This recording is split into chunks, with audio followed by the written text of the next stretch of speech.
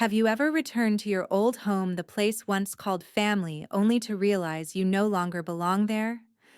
Have you ever stood in a room full of relatives and felt like a stranger? This is not a story of revenge. This is the journey of a woman who was once looked down upon by her entire family, laughed at for the choices she made, forgotten during holidays, left to sleep on a sofa in the very house she grew up in. Until the day she returned, not to apologize, not to beg for familial affection, but to walk away as someone who fully knows her worth. And when their eyes shifted at the sight of her success they never believed she could achieve it, was also the moment she placed a full stop on their outdated expectations. If you've ever been the invisible one in your own family, this story is for you. Don't look away, because the next few moments just might change the way you see yourself. My name is Jane Parker. I'm 31 years old, and for more than 2 decades I've grown used to the feeling of being a faint shadow in my own home, a place where love was measured by the achievements of my perfect older brother. Lucas, the family's shining star, the son my parents proudly spoke of at every party, from graduation ceremonies to Christmas dinners. And me, I was the kid who sat curled up on a cold chair in a therapist's office, listening to him tell my parents Jane's issue isn't that she's withdrawn, it's that she's being ignored. My mother just chuckled and said, "We love both our children equally." But I knew that wasn't true. Lucas got a brand new car for his 16th birthday. I got a thrift store sweater that still smelled like someone else. Even during the holidays, my gifts always felt like leftover scraps from forgotten shopping trips. I grew up through meals where my name was never mentioned, family photos that didn't include me, and conversations where I was present yet invisible. But what my family didn't know was that the girl they abandoned had grown into a woman they no longer recognized. And this return wasn't about seeking their acceptance. It was about proving one thing: even the smallest light, if steady enough, can outshine all the counterfeit crowns. I found the first language that truly made me feel heard wasn't human speech. It was the language of code. The day I discovered a small note pinned to the high school bulletin board that read, "Computer Science Club, Room 112. Thursday afternoon was the day my life took a different turn. I went to check it out once, and then never missed a meeting again. In that dusty little room tangled with wires and old machines, I was no longer invisible Jane. I was Jane, who knew how to revive broken circuits, who could debug complex code, who turned ideas into animated games running on a borrowed library laptop. I didn't need to speak loudly or compete with Lucas's laughter. Computers didn't play favorites. They only needed you to be patient and precise. One day, Mr. Torres, the teacher who ran the club, pulled me aside in the hallway and said, "You have something others don't. Don't let anyone shrink you." And I didn't let anyone. While Lucas got into Stanford on a sports scholarship with full backing from our parents, I quietly submitted my application to Columbia Institute of Technology with a full scholarship package, tuition, housing, living expenses. I packed my dreams into an old suitcase, caught a midnight train to New York, and started over alone with no one to see me off. I waited tables at night, coded all day, and graduated with honors in software engineering. No one in my family knew, and I didn't bother to tell them. Because I understood some stories don't need applause, they just need to be completed brilliantly and silently. I built my life in silence, line by line of code, sleepless night after sleepless night, stifled tears behind a laptop screen, not to earn anyone's approval, but to prove to myself that I was worthy. At 31, after completing a multi-million-dollar cybersecurity integration project for a global bank, I received a bonus large enough to put a down payment on a 2-bedroom apartment in Fort Greene, with exposed brick, a modern kitchen, and sunlight that poured through the windows like a belated congratulations. I didn't scream with joy. I simply stood in the empty room, touched the wall, and whispered, "I did it." I threw a simple housewarming party. Close friends sat on floor cushions, ate Thai takeout. sipped cheap wine, and laughed around unopened moving boxes. Lisa, the friend who had seen me fall apart, raised her glass and said, "Here's to Jane, the woman who turned silence into strength." I smiled, but something inside me began to shift. Christmas was only a week away, and this year I would go home not as the forgotten girl sitting at the corner of the dining table, but as the woman who knew her own worth. I booked my ticket, wrapped carefully chosen gifts, and drove 6 hours back to Aurora, the place that once crushed my dreams, now about to face the strongest version of the very person it once dismissed. The old house appeared beyond a rotting wooden fence and overgrown bushes, as if even time itself had refused to take care of it. I stepped onto the familiar porch, clutching the gift box, my palm cold despite the mild weather. When the door opened, my mother stood there with a look of startled hesitation, giving me a limp hug and saying the first words after 8 years, "You look different." The familiar smell of the house hit me, a mix of worn-down polished wood, stale air, and a bowl of potpourri on the table that probably dated back to the Stone Age. In the living room, conversations came to an abrupt halt as I walked in. One voice said lightly, "Oh, she finally made it." Another whispered, "Is she wearing pajamas?" I glanced down at my perfectly tailored black slacks and custom-designed coat, a quiet elegance clearly beyond their appreciation. Lucas stepped out from the kitchen, grinning like the host of a fan meet and greet.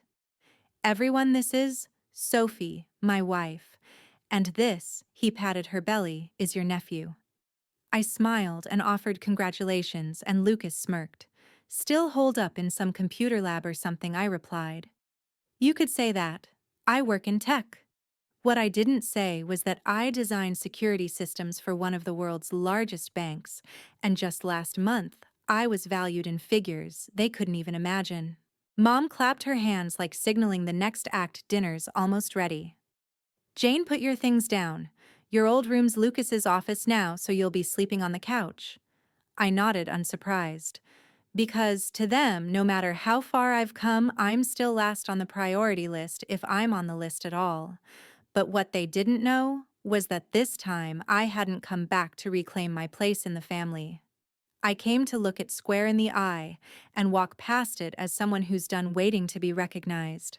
Christmas morning passed in its usual bustle. Lucas and Sophie ran down the stairs like children, presents piled under the twinkling Christmas tree, and the whole family gathered around with laughter that never once turned toward me. I handed out each carefully chosen gift: an Italian wool scarf for my mother, a handcrafted chess set for my father, a bottle of vintage red wine for Lucas and Sophie, all meticulously wrapped and clearly labeled. Mom opened the handbag and gasped in surprise. "Jane, this is really beautiful." But when it was my turn to receive a gift, the room suddenly stalled. Mom froze, rummaging through the pile of boxes. "Oh no. I I forgot." Lucas burst out laughing. "Just like when we were kids. Don't cry this time." I didn't laugh. I didn't feel sad either. I just saw clearly. Clearer than ever. I reached into my pocket and pulled out a gleaming steel keychain, holding it up to the light. "It's fine," I said lightly, "because this year I got myself an amazing gift." Mom frowned. "What is that?" I replied, "The keys to my new apartment. 2 bedrooms, 2 bathrooms near Fort Greene Park. I just signed the contract last week." The room fell into a silence, as if someone had just dropped a crystal glass. My father blinked. "You bought an apartment? With what money?" I looked at him. "From my company bonus. They just signed a license for the security software I designed with an international bank. My share is $150,000. After tax." Lucas's mouth dropped open, and my mother's gaze shifted from astonishment to something that couldn't be named. "150,000, she repeated, her voice trembling. "What kind of job pays that?" "I'm a software engineer," I answered. "I build enterprise security systems for Fortune 500 companies." And at that exact moment, the suffocating need for recognition that had weighed on my chest for years simply vanished. I didn't need it anymore, because I hadn't come here to be praised. I came to show them that no matter how long you're forgotten, the light of true worth will always find a way to shine through quietly, but strong enough to silence an entire room. I thought everything would end there with a bit of awkwardness and a few forced pleasantries, and then everyone returning to their usual roles. But I had underestimated the greed wrapped in the sugarcoating of family affection. As I was packing my things to leave, my mother suddenly placed her hand on mine, her eyes lighting up in a strange way. "Jane, you don't have to leave just yet. The whole family hasn't had a chance to talk to you about an opportunity." My father stepped forward, hands on his hips, his voice lowering as if he were about to read out a contract. "Lucas has a great startup idea, just missing a little seed money." I stood still, just listening. "Only around 200 grand, Lucas said, smiling as if he were asking me to pick up lunch. "With your income, it's nothing." I looked at the three familiar faces waiting and gently asked, "You mean I should invest in Lucas's business idea?" "This is family," my mother emphasized. "Family helps each other." I nodded, lowering my head slightly, then slowly looked up, my eyes meeting theirs. "So where was this family?" I asked. "When you told me I had to figure things out on my own after graduation, when Lucas got a scholarship and full financial support from you, and I had to study while waiting tables, when everyone mocked my dreams, called my job, just sitting in front of a computer all day. Where was family when I didn't even have a bedroom to come back to for Christmas?" No one answered, just the ticking of the clock and a few eyes beginning to look away. "I'm not investing," I said, my voice calm, as if I had just decided not to have another cup of coffee. "Not because I don't have the money, but because for the first time in my life, I understand clearly that kindness should not be used to buy back years of being ignored." The air in the room chilled as quickly as a gust of wind sweeping through mid-December. Lucas frowned. My mother's mouth fell open, and my father simply shook his head like I was a problem he'd never been able to solve. But I didn't need them to solve me, because I was already the answer. And for the first time in many years, I chose to put down the final period. I drove away from Aurora just as night was falling down roads once so familiar, but now held no sway over me with any memories. My phone buzzed constantly, missed calls, texts from my parents, from Lucas, from relatives who hadn't reached out in the past 8 years. All carried the same tone, blame, anger, and a generous helping of phrases masked as for the sake of family. I stopped at a rest area along the highway, picked up my phone, and quietly blocked them one by one. I kept only a single contact, Emily, the only cousin who had never made me feel small. When I returned to Brooklyn, the city lit up as if welcoming me home, and for the first time in my life, I felt that where I lived was truly where I belonged. I poured a glass of wine, stood on the balcony of my new apartment, and laughed out loud at Emily's message. "Aunt said you're snobby now that you have money and won't help your cousin." I replied simply, "Let them talk. I live." In the days that followed, I didn't feel empty. I didn't feel regret. Instead, I felt relieved. As if all these years I'd been carrying an invisible bag full of useless hope. Hope that one day they would see I deserved to be loved as a real part of the family.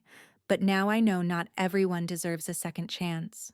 I began dating Ethan, a freelance designer who understood what it meant to emerge from the shadows of a toxic family and still keep his compassion. He didn't ask too many questions. He just held my hand when I needed it.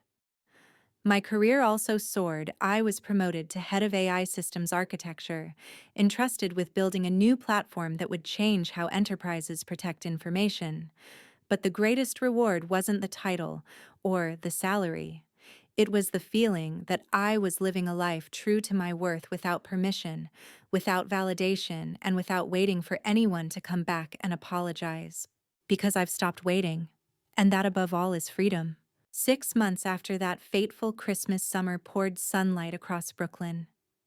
I sat on the balcony of my apartment, a cup of coffee in hand, eyes resting on the swaying trees in the early breeze. My phone buzzed with a message from Emily. "Lucas is still living with your parents. The startup hasn't even launched a demo." I just smiled. not out of mockery, but a smile of release, the kind of emotion that only comes when you're no longer tethered to misplaced expectations. They still repeat the same story where I'm the ungrateful daughter who abandoned her family after all their so-called sacrifices. They turn my success into their wound, as if my accomplishments are an unspoken accusation about what they failed to do. But I'm no longer a character in their story. I'm writing my own chapter by chapter, driven by choice, not obligation. Ethan and I are planning a trip to Japan next month. We study the language together each night, marking temples and tiny ramen shops on the map. Emily texted again. Aunt said you're probably hiding abroad spending money because no decent person would refuse to help their own brother. I replied with just one word, good. Because maybe only when they can't understand will they finally stop trying to pull me back in. I was just promoted to technical director, earning in the top 1% of the industry.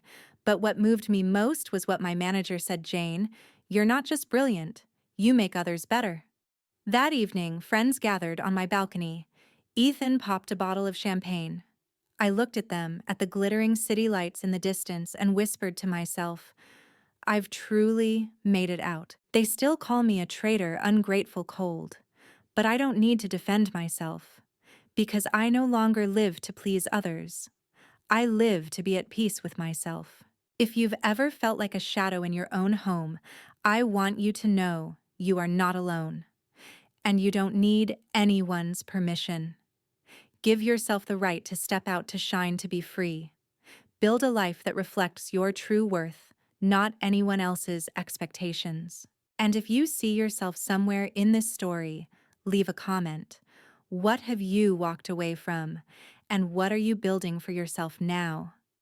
If this story resonated with you, don't forget to like, subscribe, and share so that we're not just survivors but builders of lives shaped by our own hands. Because sometimes true family is who we choose to keep.